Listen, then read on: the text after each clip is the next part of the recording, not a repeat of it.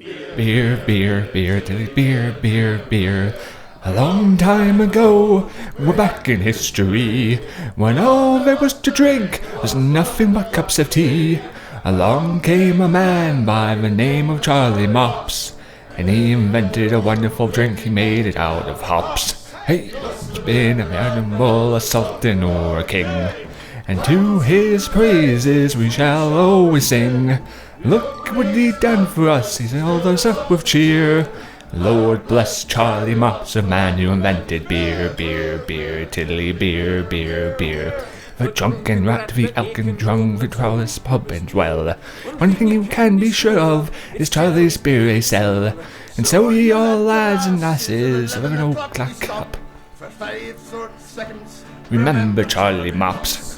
1, 2, 3, 4, 5. Hey! An admiral, a sultan or a king, to his praises we shall always sing. Look what he's done for us, he's filled us up with cheer. Lord bless Charlie Mops, the man who invented beer, beer, beer, tiddly beer, beer, beer. A barrel of malt, special hops and syrup, all sick. Lubrication to make your engines tick. 40 pints a wallop a day will keep down the quacks. It's always 8 pence happy. 1, 2, 3, 4, 5. Hey! Must have been an admiral, a sultan or a king, and to his praises we shall always sing. Look what he's done for us, he's filled us up with cheer. Lord bless Charlie Mops, a man who invented beer, beer, beer, tiddly beer, beer, beer, tiddly beer, beer, beer. Lord bless Charlie Mops. Oh, woo! You know what? I wasn't. Let's do it again. Come on, everyone, and join in. Beer, beer, tiddly beer, beer, beer. A long time ago, way back in history, when all there was to drink was nothing but cups of tea. Along came a man by the name of Charlie Mops. He invented a wonderful drink and made it out of hops.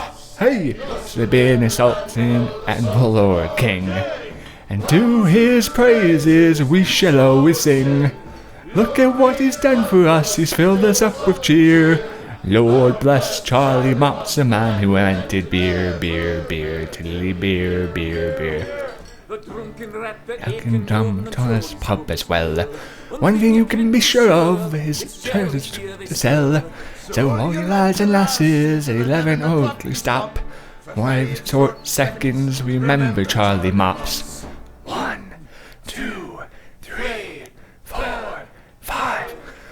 Hey, must have been an admiral, a sultan or a king, and to his praises we shall always sing. Look what he's meant for us, he's filled us up with cheer. Lord bless Charlie Mops, the man who invented beer, beer, beer, tiddly beer, beer, beer. A barrel of malt, a bushel of hops, you stir it with a stick. Kind of lubrication to make your engines tick. 40 pints of wallop a day will keep me away with quacks. It's only 8 pence a heavy tax. 1, 2, 3, 4, 5. Hey, must have been an admiral, a sultan or a king, and to his praises we shall always sing.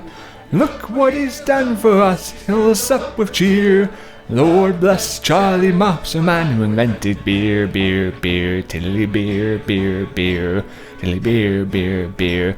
Lord bless Charlie Mops.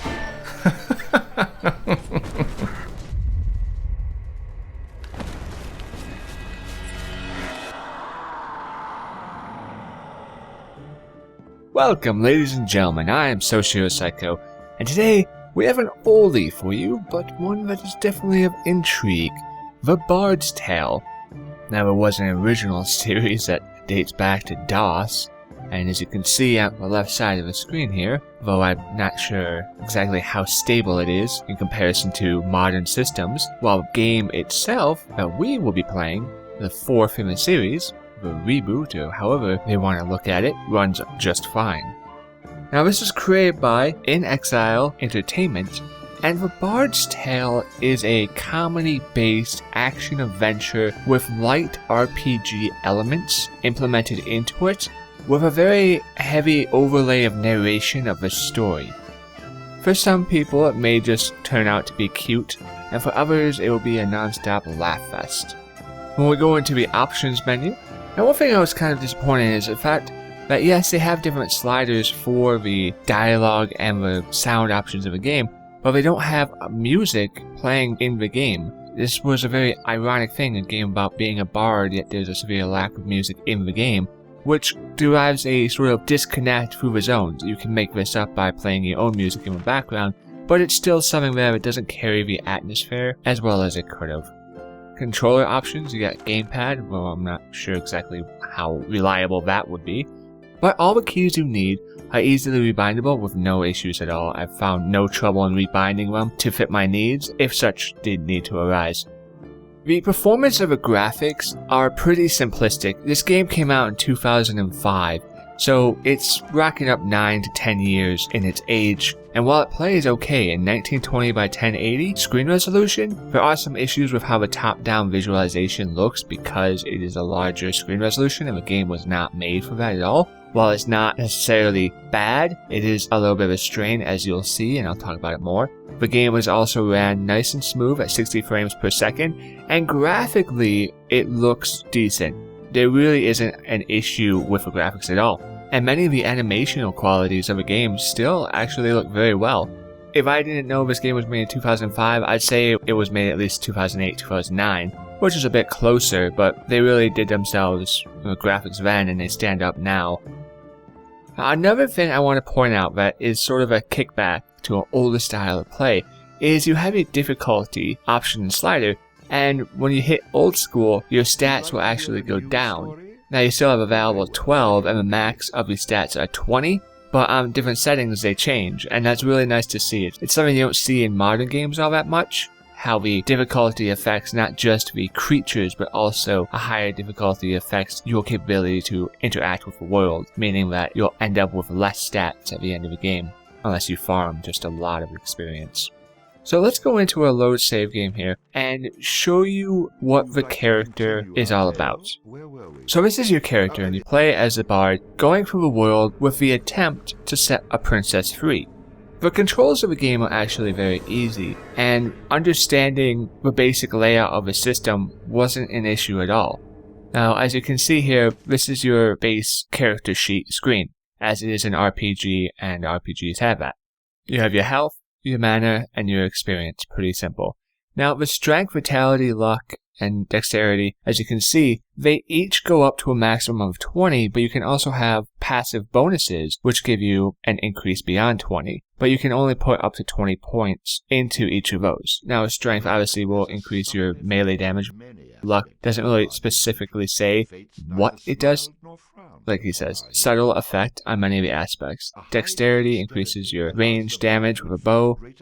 Charisma helps in lowering the prices of items you buy from merchants, as you do not require the need of how they've designed the game to actually sell items to a merchant, which is really nice because it keeps you more into the combat. And rhythm just increases your summoning skills, as you're a bard and you summon through the usage of music. So a higher rhythm skill will actually increase the capability of your creatures. Your quest log, pretty simple, straightforward. You can have different types of equipment, and as you go through the game, you'll come across different weapons. And why this is important is because you don't have to play just one specific way. You can go ranged and have summons to help you in that aspect, or you can be melee and you can be a shield and a sword, or you can be a two-handed sword and go a little bit more berserker. So you have these different options depending on how you sort of build your character for your playstyle in between melee and range, which is nice. The toon list just pretty much covers the different types of creatures you have in the game that you've unlocked. Now, it's not hard to unlock all the creatures in the game, but it does require a certain level of exploration and adventure, because a lot of times you'll find new spells by just exploring different areas or looting the spell from a chest. Now you will gain spells as you progress through the story, but for the bulk of the spells you basically find them in different chests or other areas. And the tunes basically just go over an analytic perspective of what different creatures do. That way, if you're curious upon what one does, you're a little bit more able to know how to integrate that and try to have a summoning that have synergy together and making you be more helpful. As you can see, the description or statistics. So you even get an in-depth analysis of what they do. And that's really nice. It's really nice to see that. And you have your talent list, which goes into pretty much when you level up, you're able to pick in between different special powers. So as you level up, not only do you get the choice to increase in your basic skill abilities like strength and dexterity, but you also gain a talent point where you can put into a talent which will help either the weapon style you're going for, or be ranged with heavy critical strike or two-handed weapons, whatever you're going for, it's basically gives you a large variable. And you don't need to feel really stuck into one area, because by the end of the game I was level 20, and my experience is still able to climb, so if I wanted to farm to get higher before I went to the final chapter, I probably could have easily gotten level 25, but I saw no point in doing that. And the token list is really nice, because what the tokens actually do is they are passive abilities which are collectibles. And in between these different abilities, these are what increase your stats beyond 20, whether it be max hit points, charisma, luck, strength, dexterity. As you can see, the different tokens are collectibles, and it's really nice to have those in the game because it rewards you for finding and exploring. And you don't feel like your time's wasted in the exploration aspect, because while you're exploring and wondering about where to go, you're like, oh hey, I found this item, and it actually helps me in a passive way, so therefore I feel like the game has respected your time, and that's very important. Now, we're going to go quickly over here about the summoning, because that falls into the stats. As you can see, you have your minimap on the top, and it's very easy to just bring your minimap up to a full board, sort of like what you're used to seeing in a hack and slash like Diablo or Torchlight. It's pretty much easy just to pop it up. And you have your energy, which you use to summon, to your mana, and your health. And the blue bar around it is your experience level. As you progress through the game, you will get higher level flutes. When you max out your flute, you'll be able to summon 4 creatures. Now, the summoning capability of these creatures is actually pretty easy, as your main abilities to switch in between weapons is the 1 through 4. Now, number 1 will be special swords and weapons, number 2 will be more common weapons, and 3 will get into the mage spells, and 4 will get into the special powers which use crystals. Now, as you can see in the bottom corner here, it's 125. These crystals are important because if I wanted to summon this guy, the 1, 2, and 3 are the duration and power that I'm using. Crystals are not a scarce commodity, especially if you're rolling around with one of your summons, which is a healer. You shouldn't have an issue. You basically use crystals as a emergency heal because one of your abilities is to fully heal. To fully heal, you don't have to actually go into the menu, you just press R. The way the controls are laid out are very well done in a manner of not wasting any time, and you're able to get right to where you need to every time, whether it be summoning different types of creatures. And the important thing about showing you these creatures is the fact that they have synergy, they have importance. Whether you want to summon this guy who's a bodyguard, and the difference between a gold and a silver is the gold is a champion version of it, it's the highest version of that spell, and they have different abilities. So a bodyguard of this level can absorb magical damage, where a silver bodyguard could not.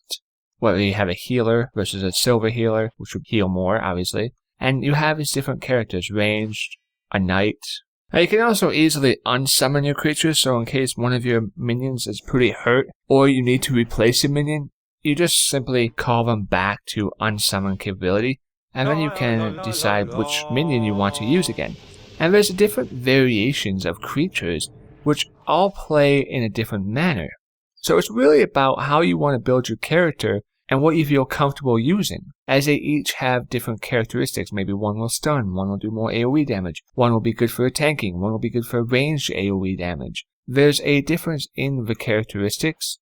As you level up and as you go through the story, and their skill matched in between your power, you do not feel like they become worthless at all.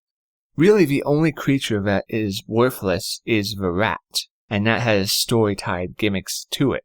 But everything else, summon-wise, has its place in a synergy manner. Even this candle, if I want to summon a light bug, which will allow me to see in areas of a map of a level design which are darkened, there's a purpose for every single summon. Now when we talk about graphics, it's very important because this game is from 2005, and the graphic quality of the game is actually pretty decent. The animational quality of many of the things you'll see paired into with how the detail of the characters, the enemies, whether it be a summon, a enemy, your character, the attacks, the special moves, the magic abilities, they all look very nice. They all look very beautiful. And they still hold up in the test of time. Graphically, the game runs fine, 60 frames per second, no issues, no crashes, no problems there at all.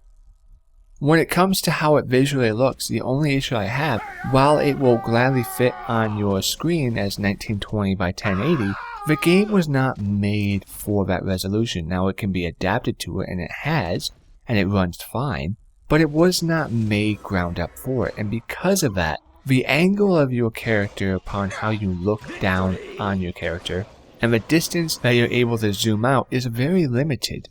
Now this leads to maybe for some motion sickness, or at the very least uncomfortability or annoyance after a while, because it's no different than a lack of field of view. You lose a lot of peripheral vision and capability to look and see what's coming ahead of you and have a sort of flow as you move forward. And to make up for that, you find yourself looking at a mini-map or bringing up a map to main screen to see where you're going and what you're doing, because you can't see it in a peripheral manner while walking as well as you may want. That would have to be my biggest complaint when it comes to the graphic fidelity of the game. When you tie that into the level design. Now the level designs do have the hints of an older game. The character models may look good, as I said, but the levels do show a little bit of age. Now, they're not to a point of where it's bad, and how the levels are actually pieced together was done very well. You have the world map and you have different zone maps. And the world map is pretty simple. You just walk from point to point, and the more things you find, whether it be towns, or you get treasure maps which will lead you to hidden dungeons which are a lot more dangerous, but offer either gold or upgrades of your spells, and increased in challenge as a side quest. These will all be updated on your world map and allow you to see them when you're on that screen.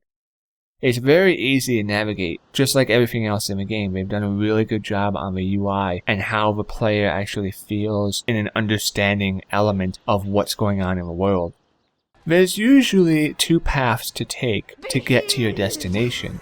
It doesn't feel necessarily linear, and the level design keeps its theme together, but it holds different atmospheres. A dungeon is going to feel completely different than invading a tower. A tower is going to feel completely different than going into a forest. A forest is going to feel way different than going into a mountain range. And this difference of atmosphere and how they have the level designs stay together, but also be different, has been done very well. The main issue I have with the level design that they've implemented is the fact that fighting in between the different main points, which would be towers, because you have to invade certain towers and purge it from evil, the time it takes for you to travel to these different towers in between each other can sometimes get pretty long, as it feels as if they are trying to draw out the game more by extending and reusing many of the same aspects. And this doesn't come off as enjoyable, it comes off more as annoying.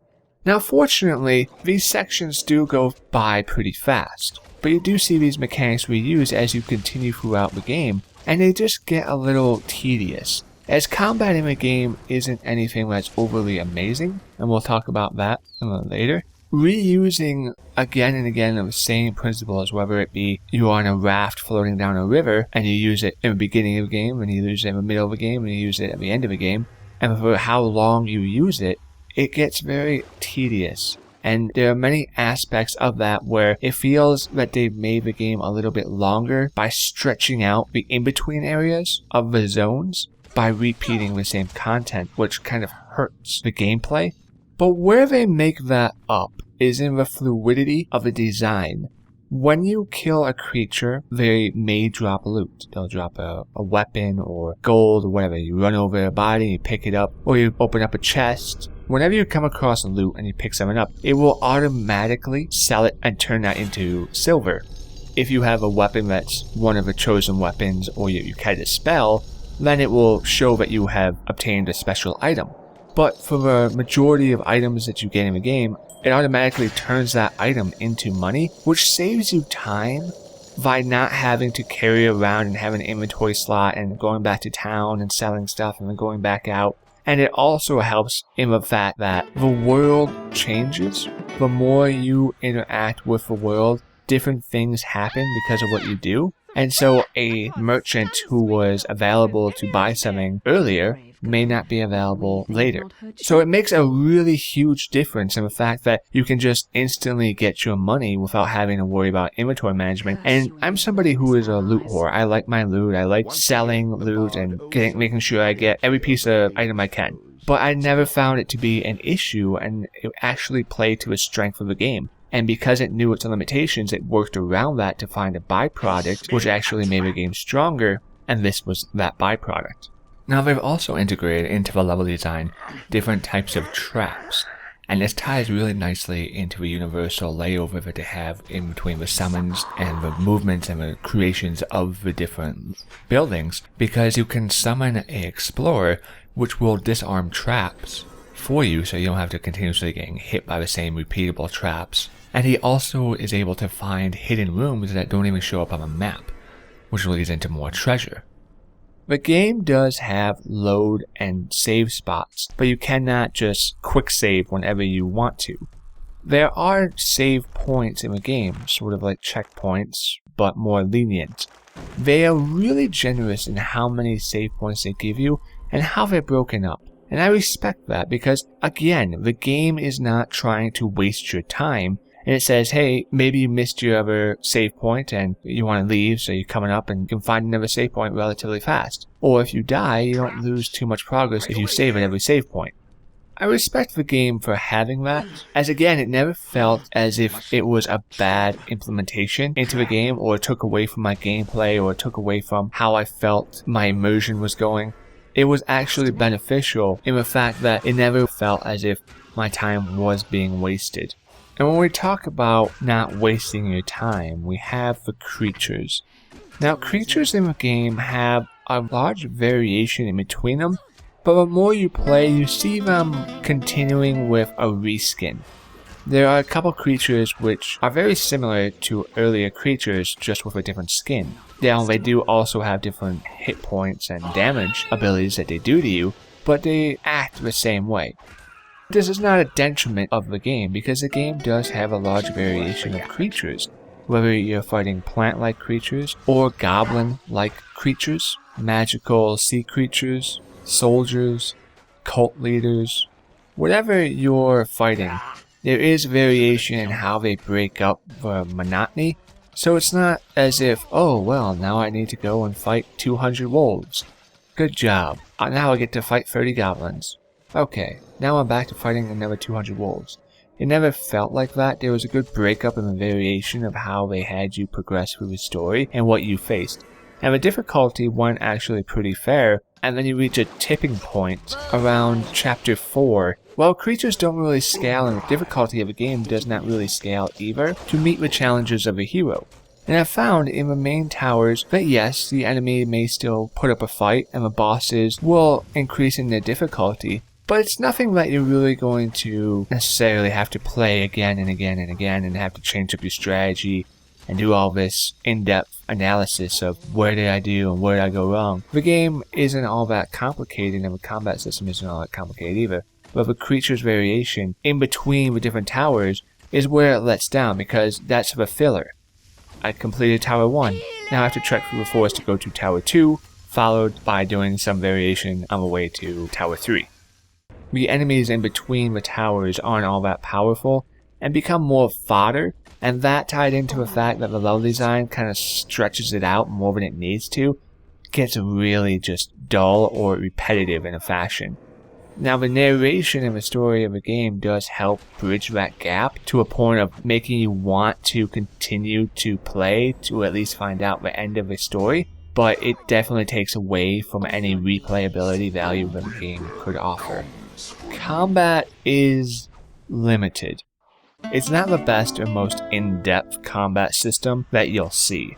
The combat system is pretty simple. And when it comes to using your bow, it's actually a little bit annoying because they don't go over how to properly use your bow, which you just hold down the mouse button and then release. For some reason that took me a little longer to figure out than it should have. But the combat of the game itself, while it's not repetitive, it is very simplistic. There's not much fluidity or speed in the enemies you fight because you're not hacking through 500 enemies per zone. It plays more like an RPG, which is perfectly fine. Yes, you may kill 100 enemies on this map, but you're not doing so back to back. And your combat abilities basically just come down to either if you're going ranged or melee, as well as the different variations of summons you have. Now, as I stated before, there are a lot of different types of summon units you can get in to have a variation of difference of how you fight enemies. But the combat system is very simple. And this is where the level design gets hurt by the fact that they try to stretch out the levels in some areas to make it seem like there's added more content.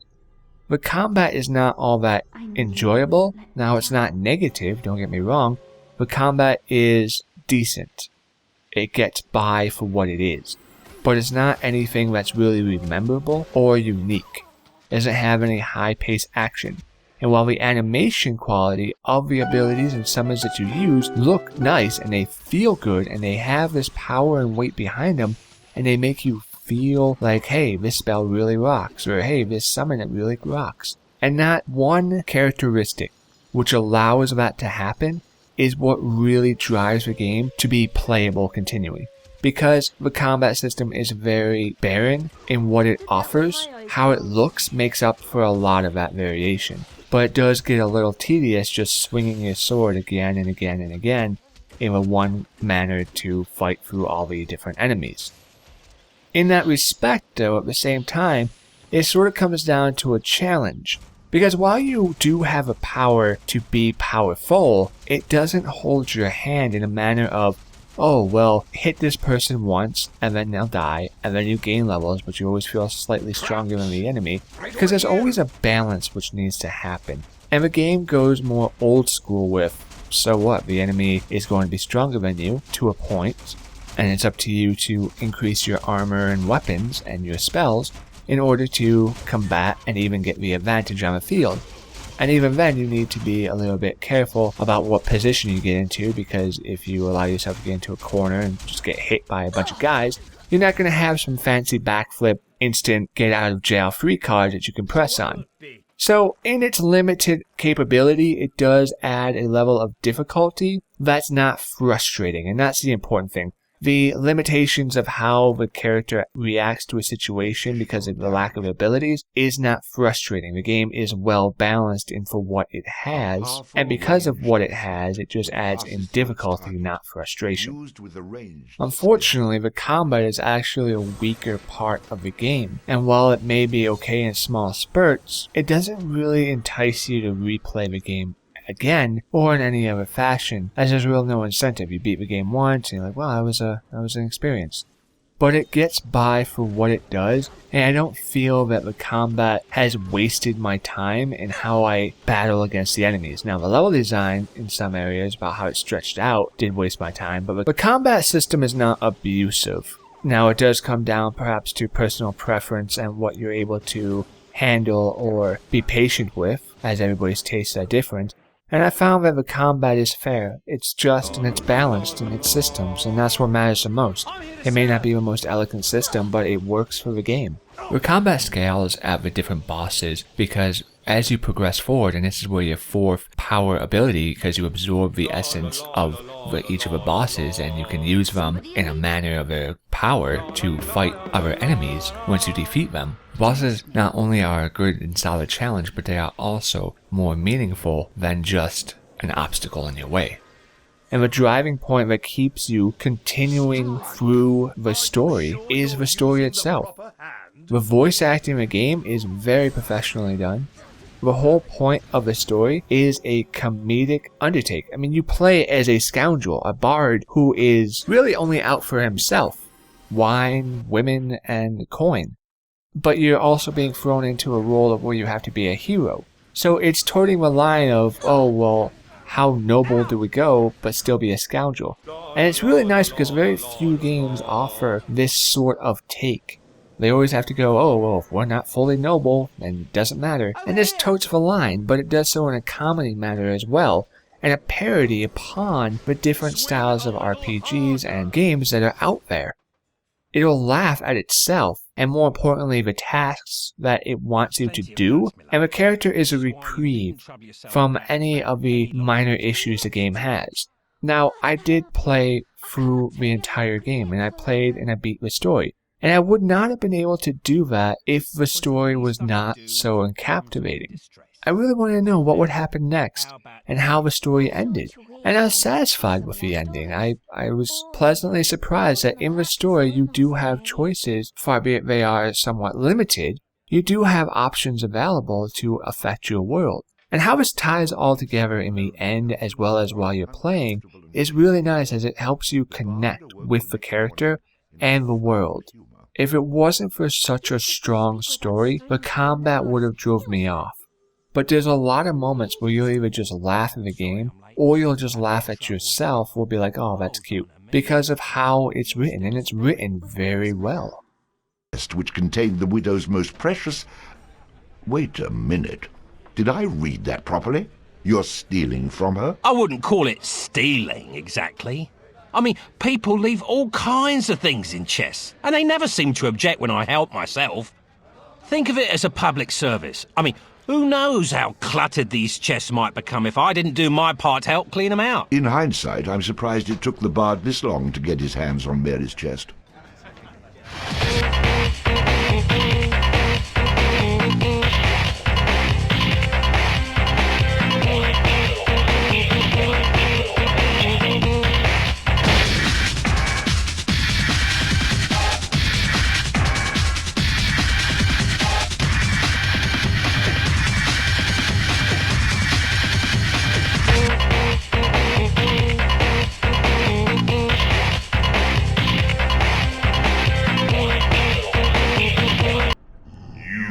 Served. What the hell?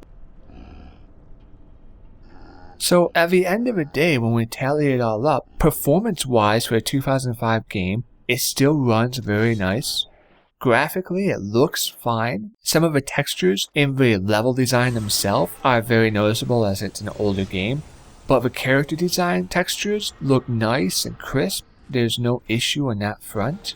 The main issue comes down to sort of a UI and the lack of FOV, plenty of variation in the creatures, although some do overlap in their abilities. It keeps the game fresh in how it's rolling around. The combat system may not be all that impressive, but it's balanced within the game, only tied into the fact that the story is so well written that you want to continue playing just to continue to see what happens next. This game is for $10 on Steam. And the amount of fun that I had playing it, the enjoyment factor that I felt that my time wasn't wasted. And while yes, this may not go into Game of the Year or top 10 or whatever category you want to solidify a game into, it may not be that game. But it's definitely an experience I think people should have. It's an enjoyable game. And it actually lasts pretty long. You get at least between 20 to 24, 27 hours, depending on your speed and difficulty level of gameplay in this game. It's actually quite enjoyable, and so I can recommend this game. It's fun, and it doesn't take itself too seriously. Thank you everybody for watching and listening, for I've been SocioPsycho, and I'll see you next time.